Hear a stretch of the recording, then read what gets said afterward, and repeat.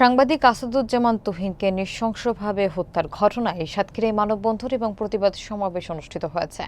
শনিবার Satkhira new market মোড়ের শহীদ শম আলাউদ্দিন চত্বর এবং প্রেস ক্লাবের সামনে আয়োজিত এই কর্মসূচিতে জেলা ও স্থানীয় গণমাধ্যম কর্মীরা অংশ নেন। বিস্তারিত দেখুন মোকাররম বিল্লাহ ইমনের প্রতিবেদনে। বক্তারা বলেন, সাংবাদিকদের নিরাপত্তা দিতে ব্যর্থ হলে দেশ ব্যর্থতায় পতিত হবে। সাংবাদিকদের উপর হামলা, মামলা, নির্যাতন এবং হত্যার বিচার নিশ্চিত করতে বিশেষ ট্রাইব্যুনাল গঠন করা জরুরি। তারা সরকারের কার্যকর ভূমিকার অভাবে পুরো দায়ভার রাষ্ট্রকেই নিতে হবে বলে জানান।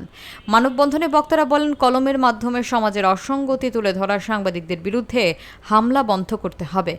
গত সাগর রুনি হত্যাকাণ্ডের যথাযথ বিচার না হলে এই ধরনের ঘটনার পুনরাবৃত্তি বাধ্যতামূলক। তারা তুহিন হত্যার সুষ্ঠু তদন্ত এবং দৃষ্টান্তমূলক শাস্তি দাবি করেন। বক্তারা প্রশাসনকে সতর্ক করে বলেন, সাংবাদিকদের উপর নির্যাতন বন্ধ না হলে কঠোর আন্দোলন গড়ে তোলা হবে।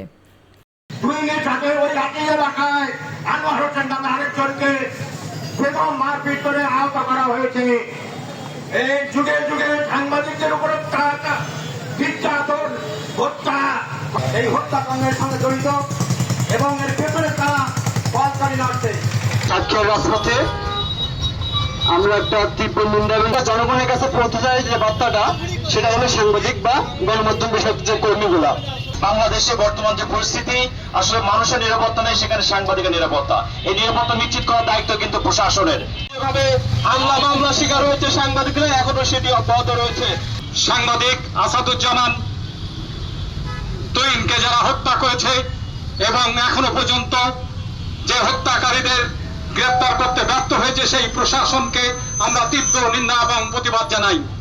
আপনি শান্তিতে ঘুমান কবরে, আমরা আছি রাজপথে। আপনার বিচার না হওয়া পর্যন্ত, সন্ত্রাসীদের বিচার না হওয়া পর্যন্ত আমরা ঘরে ফিরব না।